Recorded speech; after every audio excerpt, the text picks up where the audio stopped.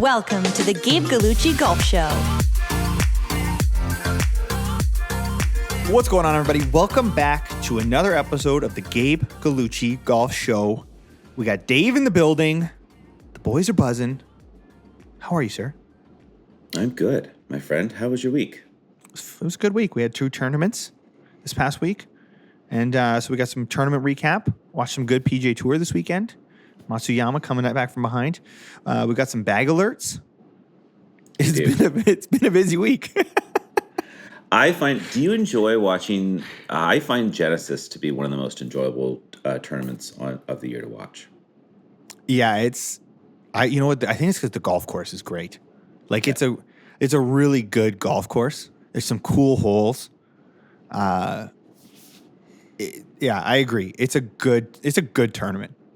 It is. And I think coming off the heels of Waste Management, where it's kind of a shit show, pardon the expression, it's nice to get back to a real golf tournament and just, have some good golf on an old school course. Which makes Matsuyama's win all that more impressive. Yes. Because a 62 on a Sunday. 9 under. Come from behind.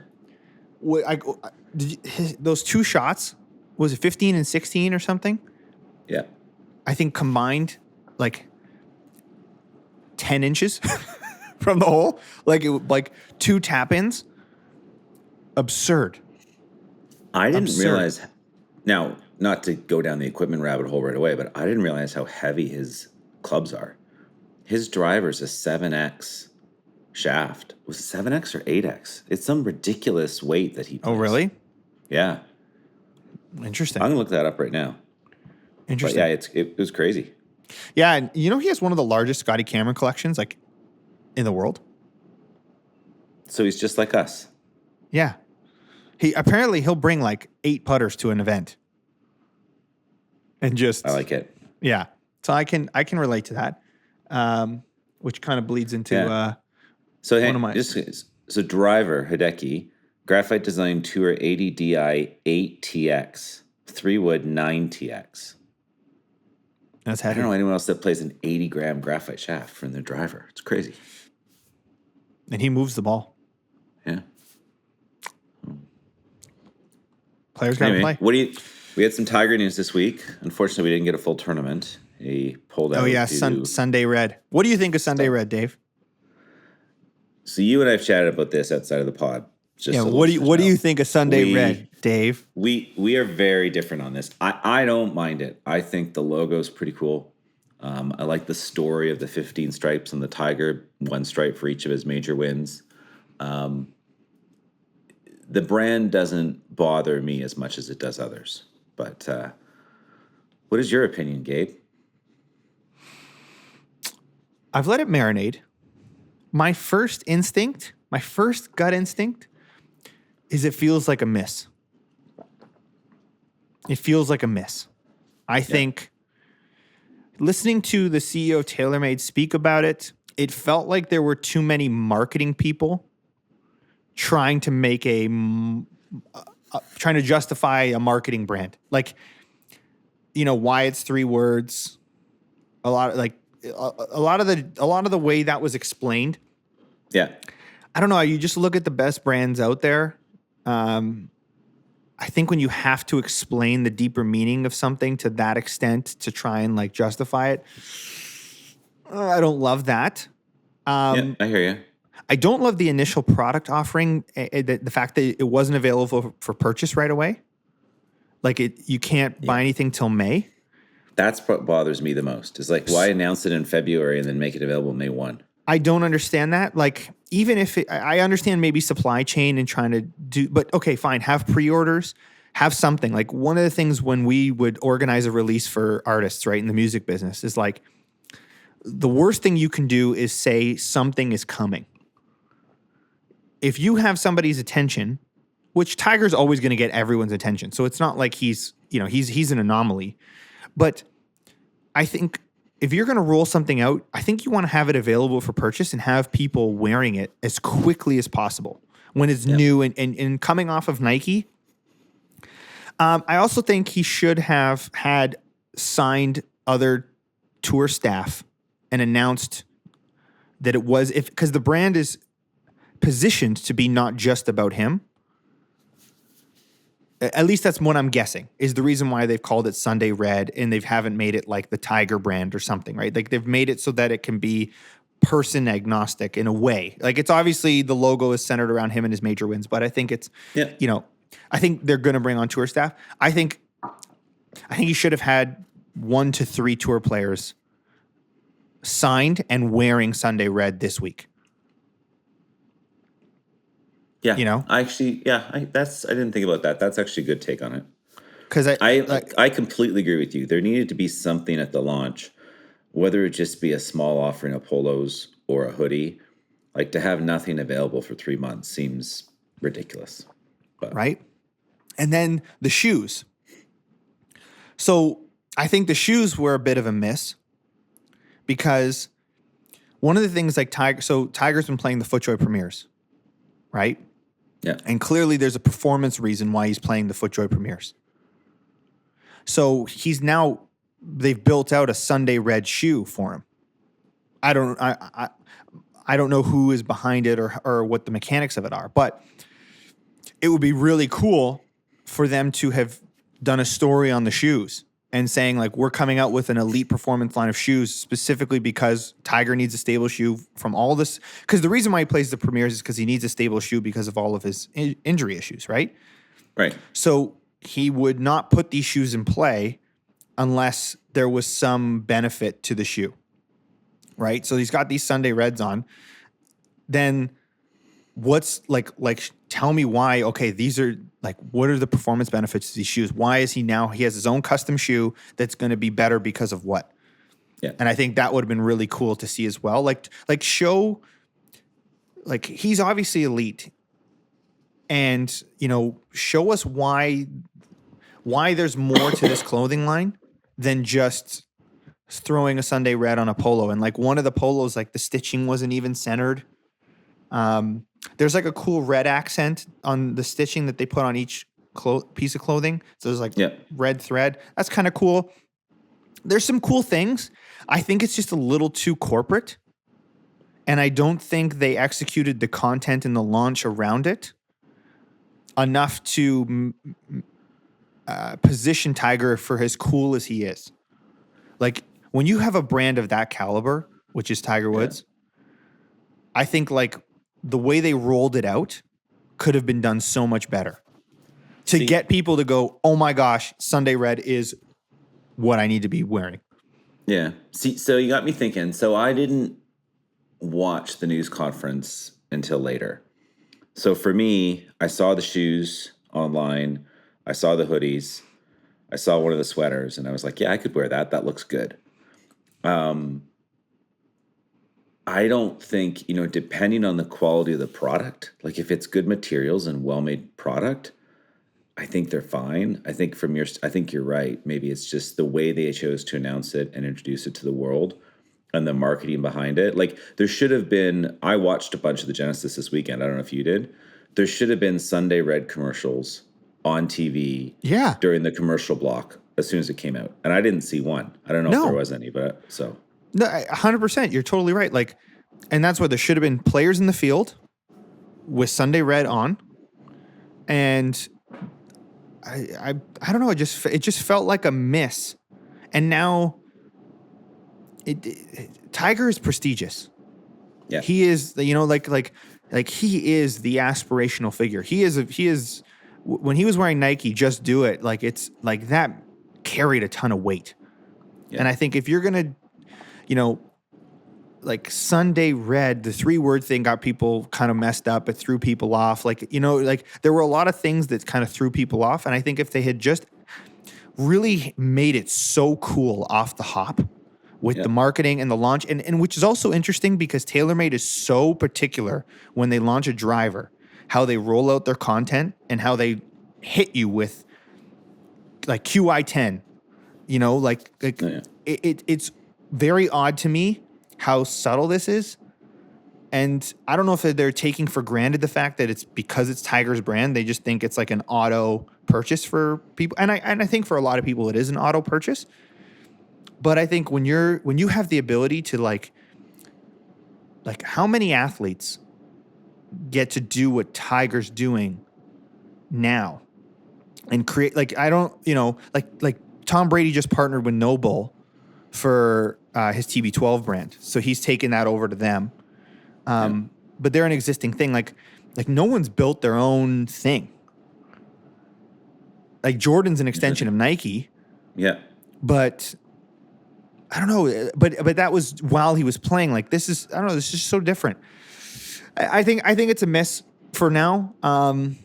We'll see how it evolves. But I don't think they did a good job rolling it out. I don't know. Who knows? Like 20 years from now, we all buy Air Jordan 1 retros. Are we going to be buying Sunday Red retro ones? The original shoes? No, because Jordan is magic. I don't think you can ever. The timing of Jordan in popular culture and what Jordan means to sports. Yeah. And Jordan had that swag. Like Jordan had that off the court swag. Yeah. That made him an icon with fashion too.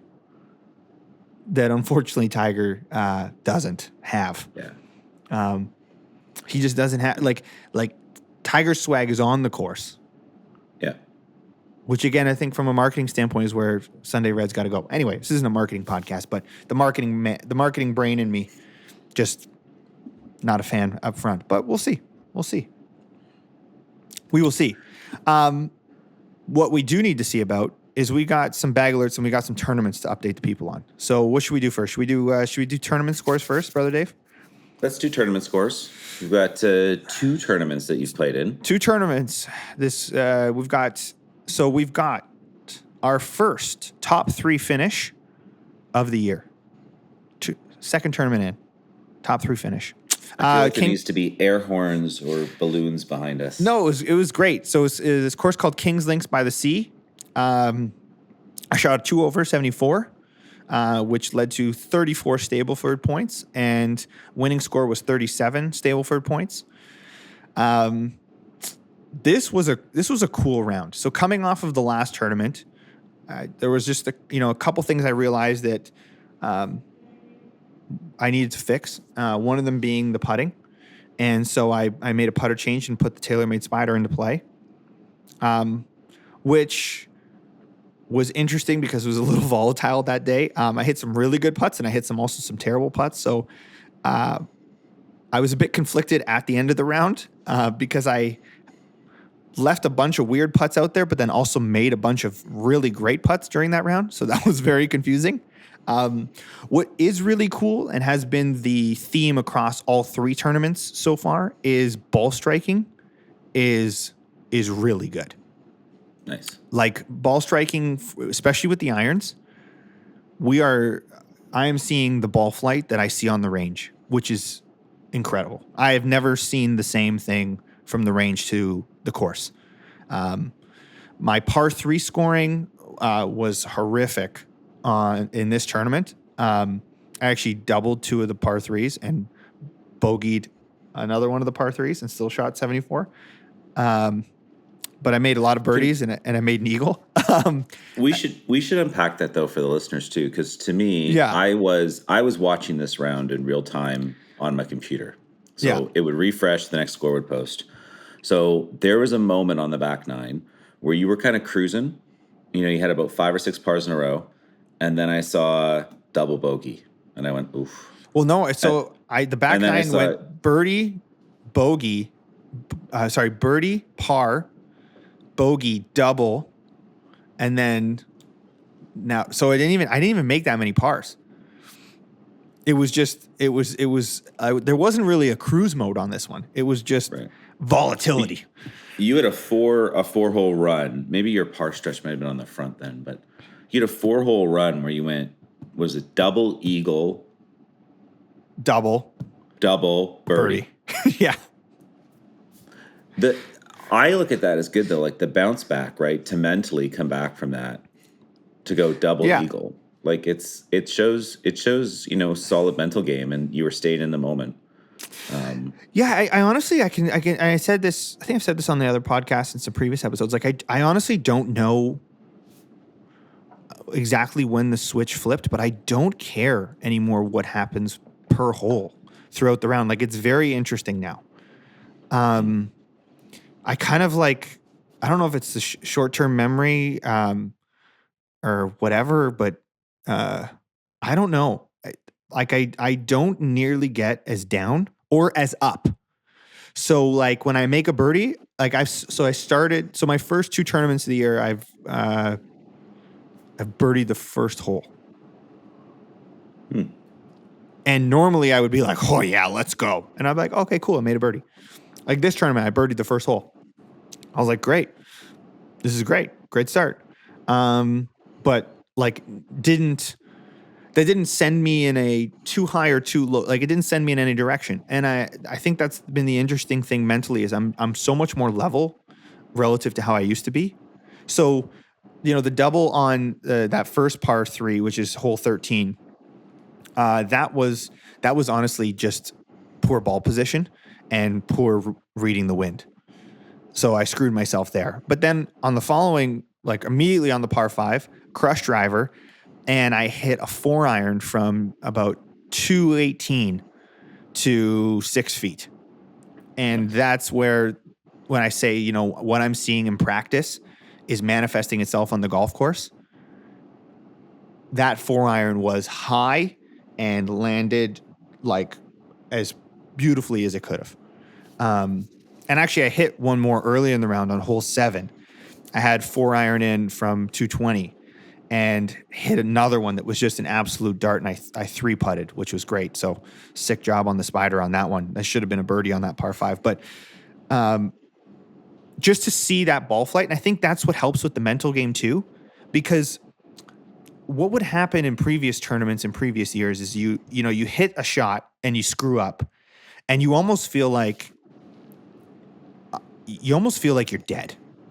I would feel like I was dead for the day. And it was like, okay, it's over. I'm just going to have to scramble from here because it's never going to get better. What's interesting now is that like I can hit a bad shot but my body just feels ready to hit another shot again. Like, it doesn't feel like, I don't feel as beaten down. And that's a great feeling. So we go double on the par 3, then eagle the par 5. And I go, okay, we're great. We're sitting in a good spot. Then this next par 3, wind was so in and off the left a little bit. And this is a tough shot. I had about, I think it was like 175 yards. And I had to hit like a punch 5-iron. And I just flared it. And obviously on the right was water. And so then I didn't get up and down for bogey. And that's a shot I have since worked on a lot, is playing those par 3s in the wind, because what would happen is I wouldn't commit to like fully rotating. I don't know. There was some weird mental block I would kind of find myself in, and anyway, I flared it and put myself in a bad spot. So that was unfortunate because I had kind of won back a couple shots and then immediately donated them. But then the 16th hole is, which is funny. I've never seen this golf course before too. So I was kind of pumped to make the amount of birdies that I did because never seen the golf course, first time playing it. And this is, from what I've learned from people who play here, this is the hardest hole in the golf course. It was playing 446 from the back, and it's the hardest hole in the golf course. And I hit driver and I had a 6-iron to a front pin, and it was like wind in off the right, and I hit this draw 6-iron to hold it up against the wind, and it just came back perfect. It was like, when you see a shot in your head and then when you see it in real, it executed, it's just like, whoa. So that was super cool because it was like the first tournament where I saw what I had envisioned, started to see it manifest. And that was awesome. And then I almost actually followed it up with another birdie on 17. I hit the pin, but missed the putt. And then, came in with a 2-over. Now, the unfortunate part about this round is that I actually, despite hitting it pretty good, I made a couple unfortunate errors. Obviously, there was some putting issues still, despite making some great putts. But there was also some wedge issues. And a big hole in my game right now is like if you give me a wedge shot from 60 to 110, I am an absolute liability because the turf is so soft, and I don't know, like I'm really struggling. So I line drived a couple wedges. I was able to get up and down for one of them, but a couple others led to bogeys. When you say the turf is soft, but then you line drive it, so do you mean you're afraid of the club digging, so then you're hitting them thin, or like what? Yeah, like there's something when I have to hit. There's something with my speed regulation, and I talked to Max about this, and we're trying to sort it out. Part of it is that obviously I play with a bit of an open club face, and so my matchups, part of my setup and how I'm setting up to them, I think is the issue. The other part is I think when I have to hit from 130 yards out, I can put a decent amount of speed into a gap wedge or a pitching wedge, and I can hit it and I can come in pretty shallow and clip it, right? Right. When I start having to bring the speed down, softer turf just, I don't know, it's freaking me out. And I don't know what to do with my legs. I'm clearly just like, I think I'm just collapsing over it because I'm trying to stay light and I'm not being fluid. So it's a big thing I need to work on. And because honestly, I legitimately felt like this was the first tournament where like if I clean up those things, I could put myself in a position to win. It was the first time I felt like I had enough pieces in my arsenal where I was hitting the ball well enough where I'm like I can win a tournament. Yeah. But obviously this wedge piece in particular, this seems to be hurting me a bit. And yeah, so anyway, that was a great event for me, just for the morale to kind of just see a lot of the things I've been working on manifest themselves. Mm-hmm. Takeaways from that event were obviously I needed to go work on wedges and go work on kind of those punchy shots. And so I had about a week and a half between that event and the latest event. And so I went to Sham Mountain Golf Course out here, which is like a par 3 executive course. It's near the highway, and it's windy all the time. And we had some crazy wind days. And I've since figured out a shot that works and have been working on that. However, off a tee, I can really do it, but still off the grass, I really struggle. And so in yesterday's event, I shot a 5 over 77, which put me in like 23rd place out of 31 people, which was not great considering that like how I was hitting the ball with my irons and with driver. It was disappointing because it was just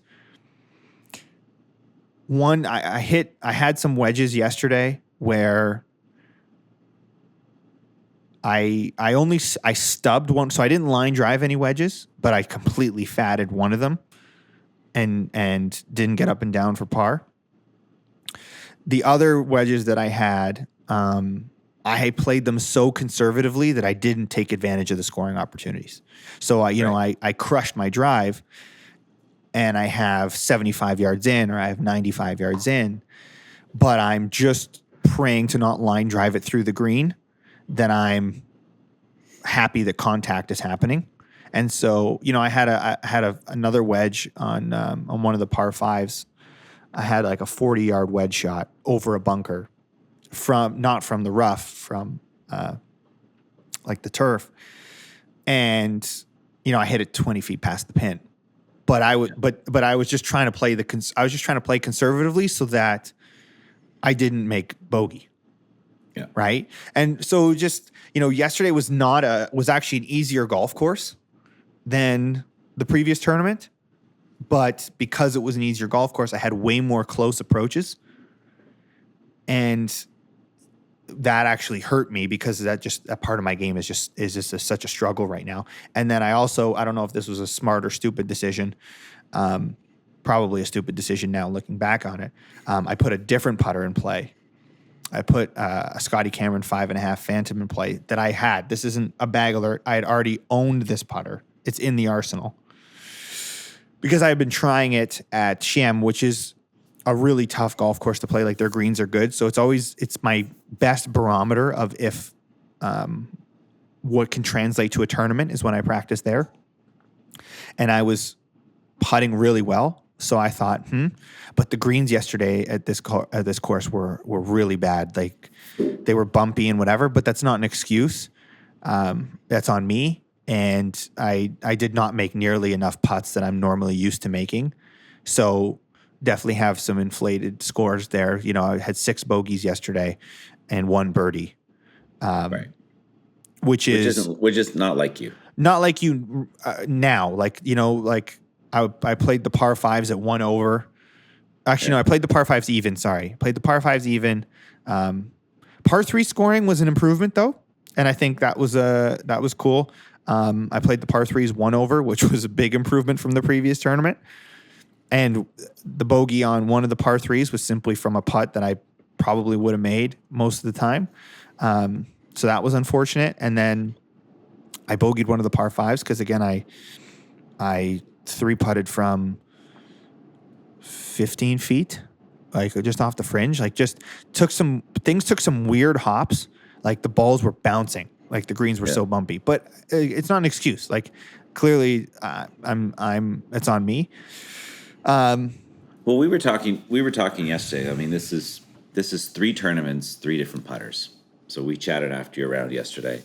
And actually, you texted me from a golf store where you sent me yet another putter that was getting tested. So, well, I'm trying to find. So, like the thing I found with the ping setup, right? And this can go into my next bag alert, which is the TSR3 is out of the bag. Let's stay on the putter for a sec, though. Okay, fine. I want to close this loop. So, but it gives some context. Is that the pings? When I move to those ping irons, I don't have to think about my irons anymore. Right. In terms of how they feel and how they perform. Even my wedges right now that I am not hitting well, I don't feel like it's the wedges that are causing me the problem. I know it's me. Right. And because they feel right and I know I can hit them, I just am clearly doing something improper. The struggle I'm having with the putters is that it's not that I'm not misreading greens. It's that my start lines are not like I struggle to square up and start the ball where I want to. There's not the same consistency and comfort. And I firmly believe, and I don't know, we talked about this yesterday, but I think it's time for like a full putter fitting. Yeah. Because, you know, after kind of self-diagnosing yourself, when you handed yourself over to the rep in Toronto with Ping and said, what do I need?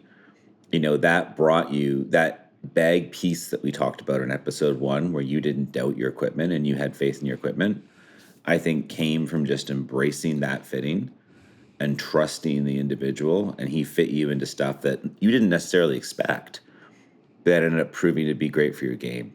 And I almost wonder a similar approach to putting, you know, just handing yourself over to someone to get fitted. I'm wondering if we're there, you know, to get that doubt out of your mind. But it's not even like I didn't doubt. It's weird. It's not like there's doubt. It's like an uncomfortability. It's you know, like I'm not walking up to the green going, I don't know how to putt. It's like I'm trying to square myself up. I can read the putt. I know, like it's like I'm not. I see where the ball's supposed to go, but getting it to actually move on that line. And maybe the spider is it. Like maybe I should have just kept the spider in because I seem to get lucky with the spider. Like I make a lot of long putts with the spider, and it's pretty good on the short putts. But then the issue I have with the spider though is lag putts, right? I like lag putts with that particular putter can can be a challenge. Like it's not. It's always been an issue with when I've had that putter in tournaments, right? Yeah. So yeah, like so you're telling me I shouldn't go buy the PLD for 600 something Canadian because it looks really good and feels really good, and I have some Golf Town gift cards, so it's like it's not even full price at this point. You know what I mean? If you wanted to buy a 35-inch one, which I know then you'll be selling in about 2 weeks, so you could sell it to me. That would be great. Okay, so you know what? I'll just start buying 35-inch putters so then I can flip them to you. I've been fucking up this whole time. Yeah, I've been buying 34-inch putters. Yeah, I'm not buying those from you. Blew that. But yeah, like I think so. Anyway, takeaways from this latest tournament are one is again ball striking. Like all of my approaches from 150 and further were great. Like very pleased. Shot of the day is probably hole 7. I had an 8-iron from 162 yards and it did not leave the pin. It was unreal and ended up 8 feet. And I missed the putt. It bumped a million different ways and I was annoyed at that. And that was a birdie putt I probably should have made. You know, it's like all of my approaches that were birdie looks were actually from outside of 150 yards. So that was like, again, we're just seeing the ball striking from an iron perspective. Very happy. The hybrid was phenomenal. I think it's probably the best I've hit my hybrid in a tournament. Quite a few holes there where you just got to lace like a 245 to 50 yard shot out there. And the hybrid was amazing. So I really, really enjoyed that just to see that in action because that's the backup. You made a club. change in the hybrid, right? No, it's got the same smoke red shaft that we talked about last time. Oh, okay. Yeah. For some reason I thought you'd gone back to the Ventus, but no, you know what? I think that's going to stay. Like I kind of like that it's a bit lighter and it launches just a bit higher because I found that when I do need to hit into a par 5 and I got to hoist it in the air, it's not overspinning. That hazardous red doesn't work in my 3-wood. It spins way too much.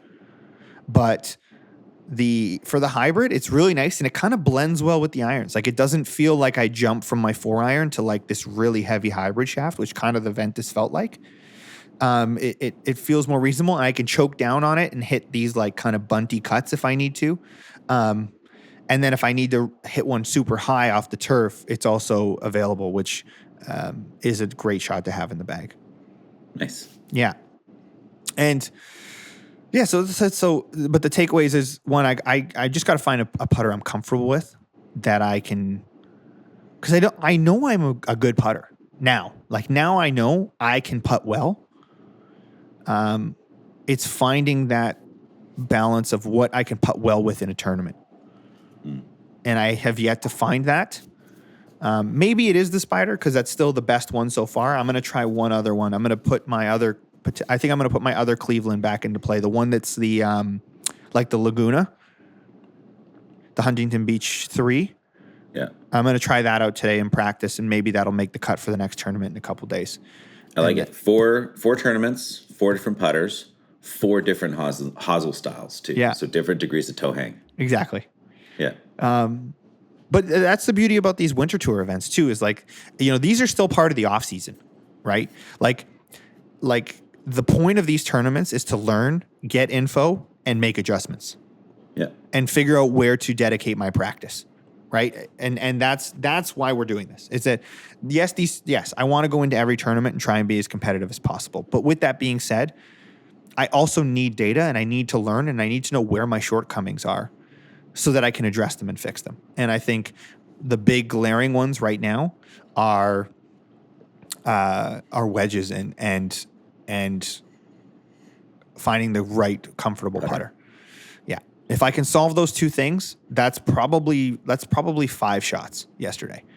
Nice. At least. And even in the other tournament, like in tournament number 2 and tournament number 1, right? The issue was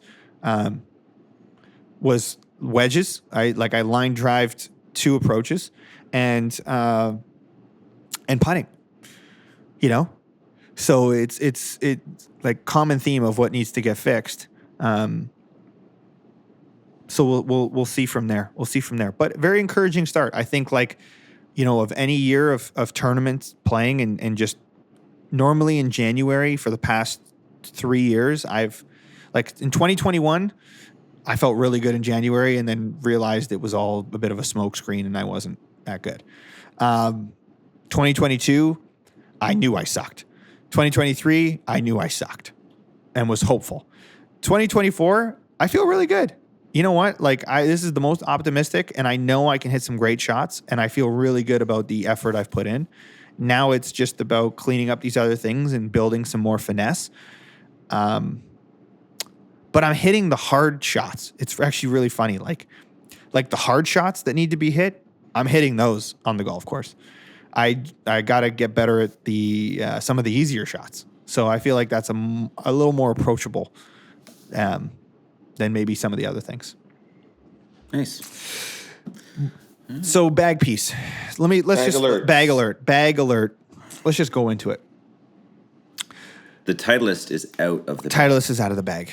Titleist is out of the bag. It's great. I still stand by the fact it's a great driver. It spins too much for me. It spins too much. Yep. It's really good on the range when in a more controlled environment. It was very good, when I hit it out the middle. But if I don't completely crush it, it spins a ton and was just very short for me. And I found that in tournament number 2. Now I'm able to bail myself out because my ball striking's been so good. So if I flared it a little bit and I had a longer approach in, I was able to compensate because my ball striking is what it is right now. Yeah. But in order to really go after par fives and really take advantage of how I play, that wasn't going to be the play. Coincidentally, my Ping LST arrived off of warranty replacement just before this past tournament. So for anyone that missed it, let's just quickly recap. You had a Ping LST in 10.5 degrees. And you cracked the face on it after about 9 months. 8, yeah. I would say 9 months. So kudos to Ping for warranting the club and getting you a brand new one. And then I was able to swap it for a 9-degree head. So because that's what I got fit for when I went, before I cracked it, I went and tested it out. When I got fit for my irons, I said, because I was playing basically a 10.5 turn down 1 degree on the flat setting. So it was 9.5.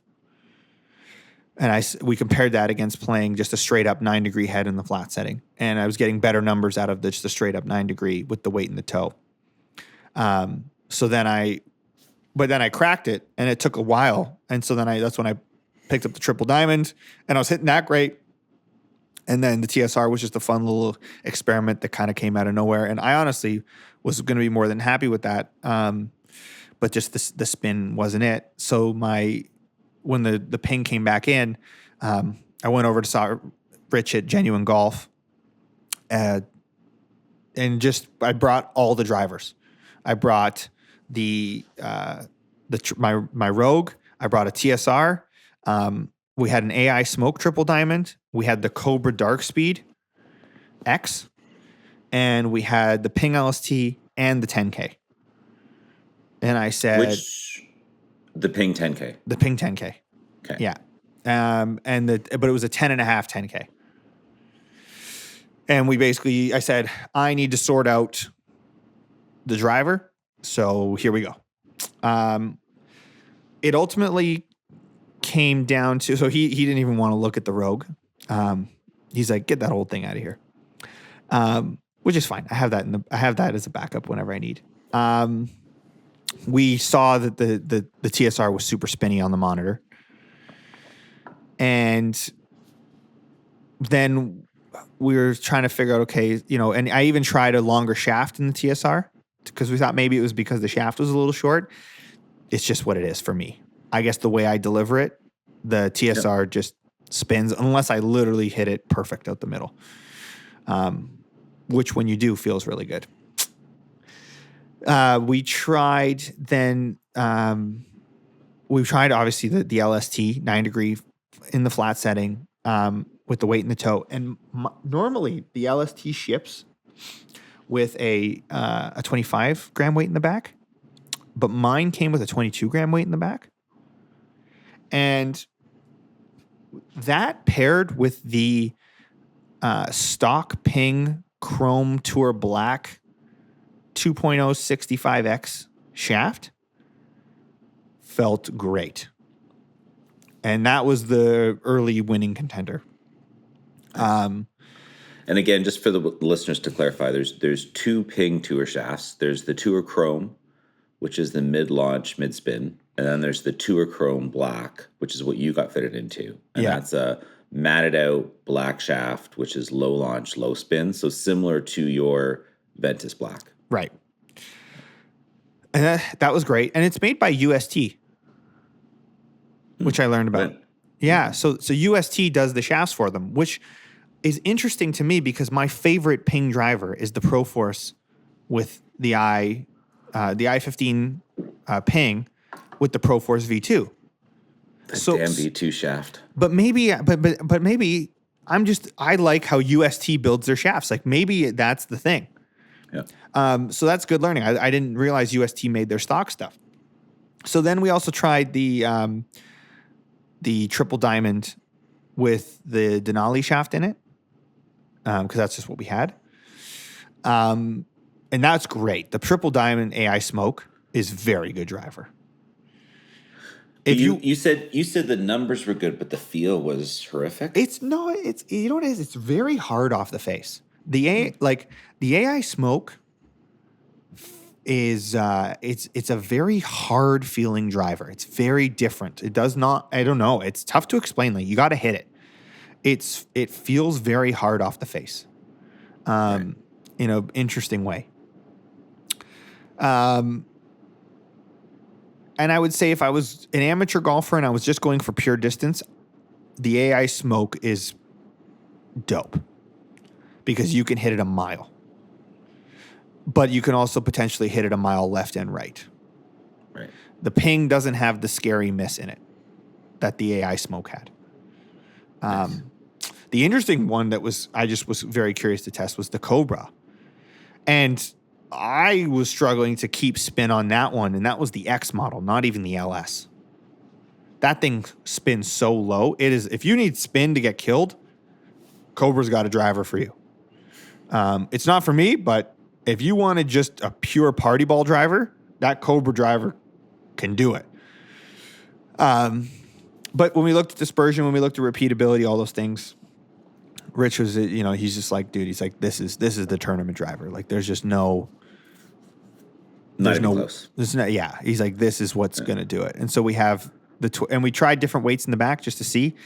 Honestly, the driver feels perfect weight wise with this chrome black shaft. Weight in the toe, 22 grams, 9 degrees standard setting. Done. Nice. 9 degrees flat. No, not lower loft or anything like that. Nice. Yeah. So that's in the bag. I did try the 10K, but it was way too spinny. Yeah. So I didn't really, that didn't make many tests. Then I also did a Ping fitting. They had a fitting day out here at Cultus.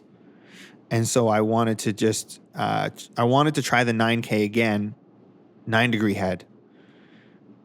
The 10K sorry. and 9 degree head. Sorry. Yes. What did I say? 9K? Mm-hmm. Too many numbers. I wanted to try the 10K in a 9 degree head. So they had that. And you know what? It just was going left on me. I couldn't hit a fade with it. Right. Versus as soon as I go back to the LST, it's like auto fade, doesn't go left unless I screw up. I found with the 10K, I was hitting a great, like if I was a draw player, in the bag in a second. But that's just not my shape. The other thing I did is I got fit for a 3-wood shaft. So we're going to be getting the, because the hazardous red, it's not stout enough for what I need out of a 3-wood.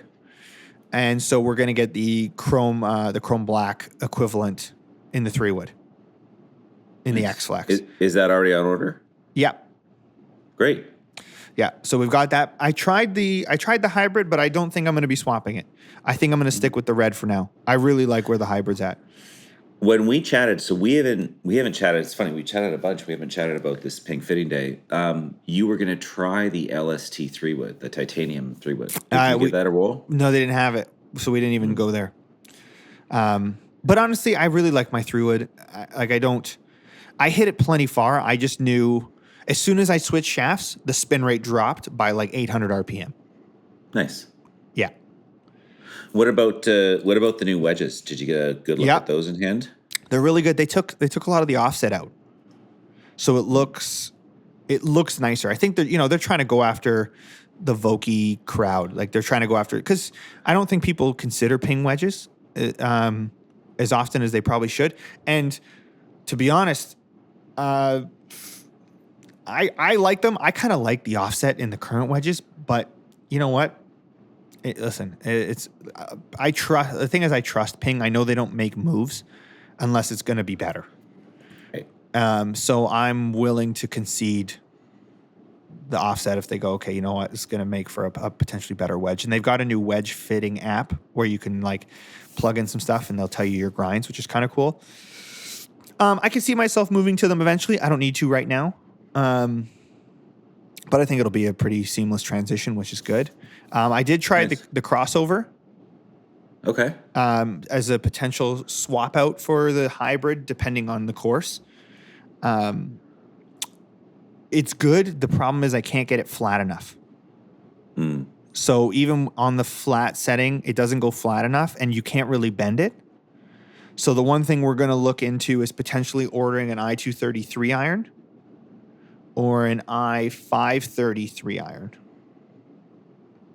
and having that as a backup option for courses when I don't really need the hybrid to like lift it in the air.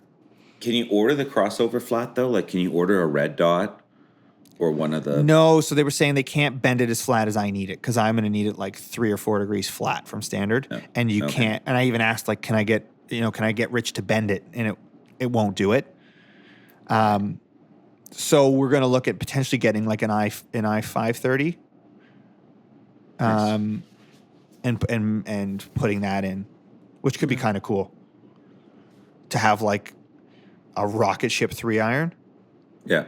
Like I hit the crossover, I was getting identical numbers to my hybrid, just slightly lower ball flight, but there's a left miss in there because if you can see me at address, the toe is like up, and I can't get it to get flat like the rest of my irons. And I did a loft and lie check with Rich, and I think my 4 iron is actually 4 degrees flat.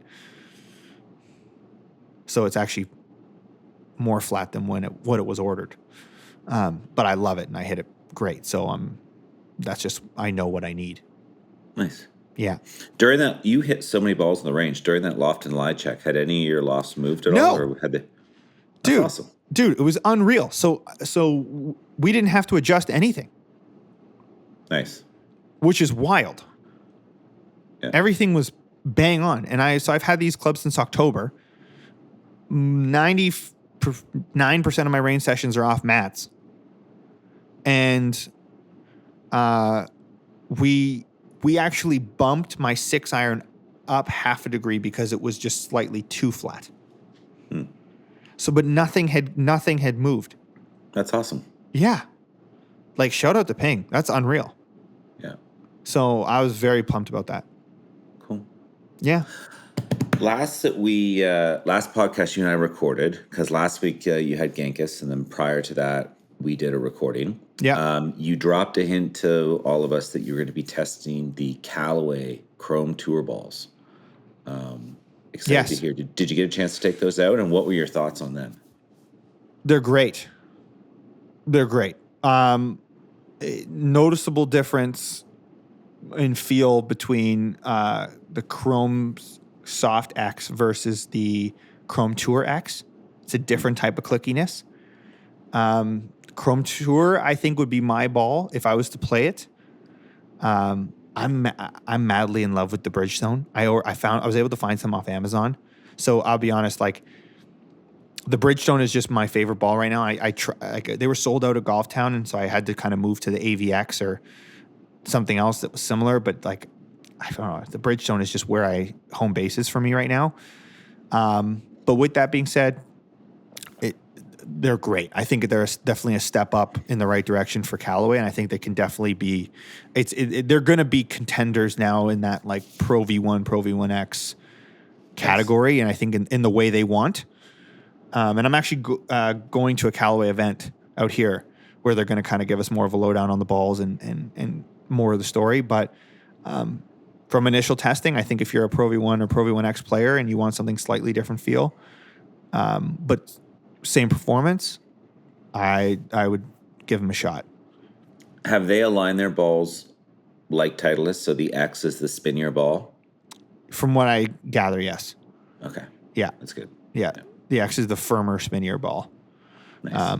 I'd be curious what my ball speed numbers would be like with the X because it's firmer. I'd probably get some extra pop out of it. Off the putter, the Chrome Tour feels really good. Nice. Yeah, really, really good. And they've got the new triple track now that goes around the ball. It's a 360 triple track. Which makes so much sense. If you were going to do the triple track, that's the way to go. Yeah. So it's pretty cool. Yeah. Nice. Yeah. So I like it. But there's something about the Bridgestone, the BXS that like, I really like it. I don't know. And I'm not seeing any distance loss with it. I've got some left dash coming in this week. Because some of my low rounds last year, especially with putting, like some of my best putting rounds have come with a left dash. So I wonder if my speed control with a left dash might be better. I don't know. That's something we can put into play. But that's to be determined. Nice. Yeah. Right. So that's it, Brother Dave. Shall you hit me with some trivia before we wrap this up? We can definitely do some trivia. Which handicaps am I gonna? Was it who did I disrespect? 10 handicaps last week, last episode. So now you're saying which handicaps am I potentially going to disrespect this week? Well, we're going to give you another chance to offend 10 handicaps. Okay. But we're an equal opportunist, so we're also going to give you a chance to offend 20 handicaps. Okay. So I am sorry in advance. All right. We are using Arcos data. The majority of our questions here come from Arcos data, just if anyone is curious. Amateur greens in regulation. So we have a scratch golfer, 0 handicap, a 10 handicap, and a 20 handicap. What is the percentage of greens in regulation hit for those 3 categories? We will start with the scratch golfer. A scratch golfer. 50%?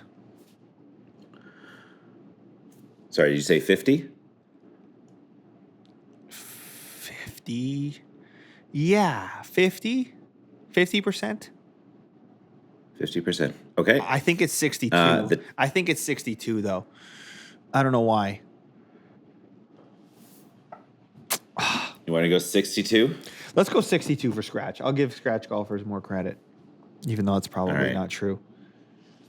I think I remember handicappers. Seeing that. So 10 handicappers, we're going to go, we'll go 40%? Okay. 40%? Okay. And 20s? 20 handicappers? 10%. 10%. Okay. Well, we're going to start in the middle. You've made up with the 10 handicappers. The love is back in the building. 10 handicappers are actually 34.66%. So you gave them a little bit too much of the benefit of the doubt, but you were close. You guys did it. We did it. Scratch golfers also love you. Scratches are 58.09%. Okay, so 62. Okay, so you so were not close. so close. That's pretty good. Yeah. 20 handicappers, though, they just all tuned out of the podcast. So they the average 20 handicapper average is 20.44%. So sorry, guys. Unfortunately, insulted that group. I'm really sorry. I'm sorry. Those were good guesses, actually. You were a lot closer than I thought you'd be on those. Yeah. Well, I was like, man, because I was trying to in my head picture when I would compare my Arco stats, and it would say like, because it would do your scratch benchmark versus whatever handicap you wanted to be or whatever. Yeah. And I think it was like, that 62% number. So I'm glad it was 58. That's good. But I'm sorry for 20 handicappers. I don't mean to be disrespectful. I love you guys. So, anyway, my friend. Well, that's it. Any right. Any exciting well, hold on. You think this is the end, Dave? You think this is the end? You think we're going to end the podcast here? You can just get off. You can just get off clean. We have no confirmed bag alert. That's a lie. That's a lie, Dave. I'm going to they're not. Okay. So we have one confirmed bag alert. We have one confirmed bag alert, but they're not currently in my possession. They're on order. No, they're on order. So that's the credit card has been swiped. The credit card has been swiped. The dollars have been spent. The purchase is committed. So let's just bring people in, okay? What is Dave's bag alert? So Dave's bag alert is new irons going into the bag, 5-through pitching wedge, Ping Blueprint S's. Oh. They are 1/4 inch long, blue dot, 1 degree upright, power spec loft with some Nippon 950 GH shafts. Let's go. And interesting thing you told me that you learned, the power spec in the blueprints are a different casting. Yes. So one of the concerns previously with the power spec loft and the retro loft and the Pings, from our understanding, has been as they've bent them stronger or weaker, you're obviously adjusting the bounce and the sole. Right. With the blueprints, the Ping rep was here at the Pro Golf in Seattle. And he was saying that with the blueprints and other ones in the line, now we didn't get specific as to what other ones. I don't know if I-230s do this or what else, but with the blueprints, the soles and the bounces on the soles stay consistent whether you go power spec, retro, or standard lofts, which is nice. Sick. So, yeah. Love that. So, big win for Dave. Dave's got a bag alert. New irons in the bag. Let's go. Yeah. So I'm excited for you. They might even be here this time come filming next week for the pod. So we might even be able to show the listeners some fancy. They do look really good. Yes. Like seeing them in person, they look like very like to Ping, because that is they are spicy. Well, good stuff. Well, nice little bag alert. Yeah, it's a good episode. Nice little bag alert to end the day. Guys, have a phenomenal week. We'll be back with more tournament updates on the next pod. Yeah. And if you don't follow Gabe on Instagram, Gabe Gallucci Golf, give him a look up there, give him a follow. I think we're gonna have to start getting a Dave Instagram for all your club endeavors. We're gonna have to start shoveling people to your Instagram. You're gonna have to start updating the people in real time.